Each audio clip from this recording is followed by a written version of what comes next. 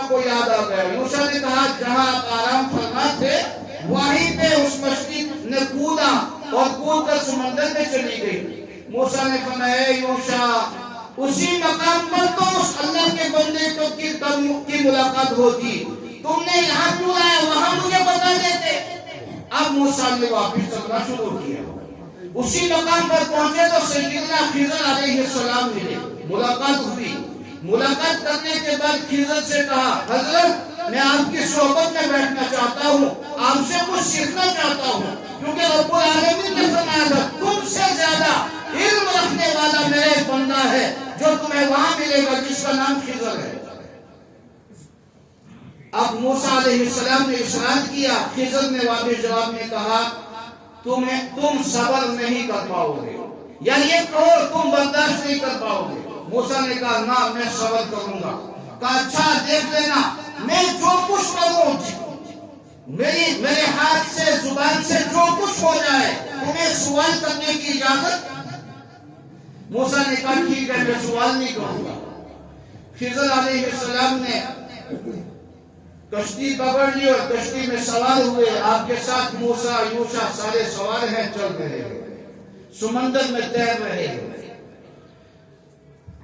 سمندر کی گہرائیوں کے اوپر سے کشتی چل رہی ہے تو خضر نے کدال اٹھایا اور کشتی کا ایک پھٹا توڑ دیا.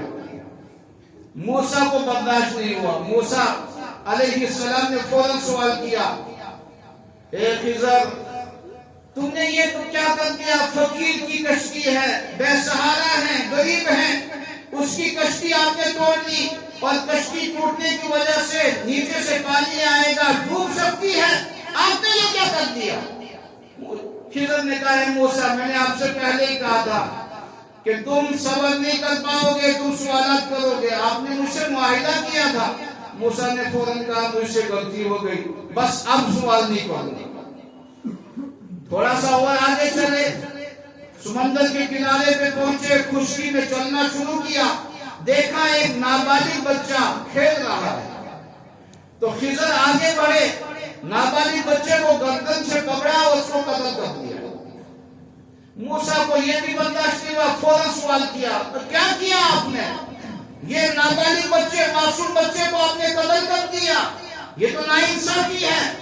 تو خضر نے کہا آپ کو پہلے ہی میں نے کہا تھا تم صبر نہیں کر پاؤ گے, تم برداشت نہیں کر پاؤ گے, تم سوالات کرو گے. موسیٰ سمجھ گئے. موسیٰ نے فوراً کہا علیہ السلام بس اب آخری چانس, میں اب سوالات نہیں کروں گا. کہا اچھا ٹھیک ہے چلو. آگے چلے, ایک بستی میں پہنچے.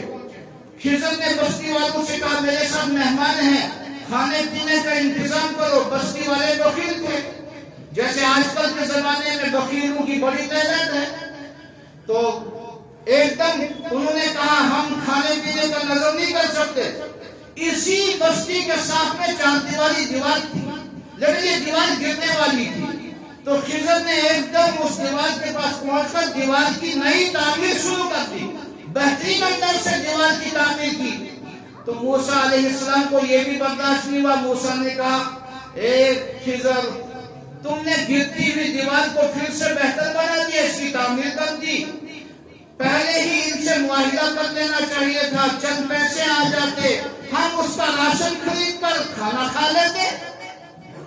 تو خضر نے کہا بس اب تیری اور میری جدائی ہے, میں نے پہلے ہی کہا تھا تجھے برداشت تجھے صبر نہیں ہوگا, اس کے تیری اور میری جدائی.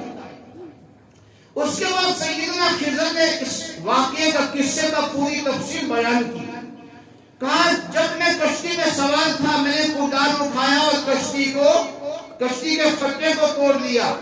کہا جس مقام سے ہم گزر رہے تھے وہاں ایک بادشاہ ہے, وہ صحیح سالم بہترین کشتی کو سوار ہونے والوں سے چھین لیتا ہے, فقیروں سے چھین لیتا ہے, اور جس کشتی میں نقص ہوتا ہے وہ نقص والی کشتی کو نہیں چھینتا.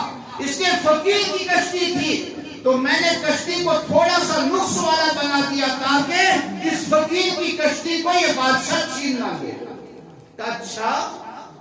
اچھا بچے کو, کہا نابالغ بچے کو میں نے قتل کیا. آپ نے سوالات کیے, میں نے پہلے کہا تھا آپ سے صبر نہیں ہوگا, لیکن سنو میں نے نابالغ بچے کو قتل گیا کہ اس کے والدین دیندار ہیں، نمازی ہیں، لیکن جب یہ بچہ بالغ ہوگا، بڑا ہوگا، تو یہ کفر کا پرورتا بنے گا، یعنی کفر کا بڑا ڈاکو بنے گا، تو یہ اپنے والدین کو بھی کفر کی طرف گھسیٹ کے لے جائے گا۔ میرے رب نے مجھ سے کہا قتل کر دو، میں اس کے والدین کو اور ایک بچہ دوں گا جو نافرمان نہیں ہوگا، فرما بردار ہوگا۔ میں خود نہیں کر رہا تھا، میرا رب مجھے کہہ رہا ہے۔ کہ اچھا یہ بھی سمجھ گیا کہ آگے چلے، دیوار گرنے والی تھی، میں نے اس کو صحیح سلامت تعمیر کی، بہترین اندر سے تعمیر کی۔ آپ نے سوال کیا، میں نے آپ سے پہلے کہا تھا آپ سے سوال نہیں ہوگا، لیکن آپ نے پھر بھی سوال کر دیا۔ سنو، اس دیوار کے نیچے 2 یتیم بچوں کا خزانہ تھا، ابھی وہ معصوم ہیں، چھوٹے ہیں، اگر دیوار گر جاتی بستی والے ان کا خزانہ ان سے چھین لیتے، اس لیے میں نے دیوار کو پھر سے تعمیر کیا تاکہ جب وہ بڑے ہو جائیں گے دیوار کے نیچے سے اپنا خزانہ نکال کر اپنی عافیت والی زندگی گزاریں گے۔ تو اللہ کہتے ہیں میں نے انسان کے لیے ہر طرح کے جاندار ہوں، چرند ہوں، پرند ہوں، مسیحت کے طور پر اس کے لیے خدمت گزار بنائے ہیں، شرط یہ ہے یہ بندہ میرا بن جائے۔ لیکن بندہ اس پروردگار کا بننے والا بننے کو تیار ہی نہیں۔ آپ نے سنا ہوگا ساؤتھ افریقہ کا واقعہ، افریقہ کے جنگلوں کا واقعہ جو صحابہ کے زمانے کے واقعات ہیں۔ افریقہ کے جنگلوں میں صحابہ کی جماعتیں آئی، اور افریقہ کے جنگل تو آج بھی ماشاءاللہ ڈراؤنے ہیں۔ تو صحابہ سے کہا گیا یہاں چیر پھاڑ کھانے والے جانور ہیں، بچھو ہیں، سانپ ہیں، شیر ہیں، طرح طرح کے جانور ہیں جو آپ کو تکلیف پہنچائیں گے۔ تو صحابی کھڑے ہو کر اعلان کرتا ہے اے جنگل کے موشی جانوروں، محمد مصطفیٰ احمد مصطفیٰ صلی اللہ علیہ وسلم کے غلام آئے ہیں، اس لیے جنگل کو خالی کرو۔ لکھا ہے کتابوں میں جب صحابہ نے اعلان کیا تو سارا جنگل موشی جانوروں سے خالی ہوا، اس لیے ہوا وہ اللہ والے تھے، محمد رسول اللہ کے غلام تھے۔ اگر ہم بھی اللہ والے بن جائیں، محمد عربی صلی اللہ علیہ وسلم کے غلام بن جائیں، اللہ اسی طرح ہمارے ساتھ بھی مدد کا معاملہ فرمائیں گے۔ اللہ عافیت کا معاملہ ہم سب کو نصیب فرمائے، اللہ ہم سب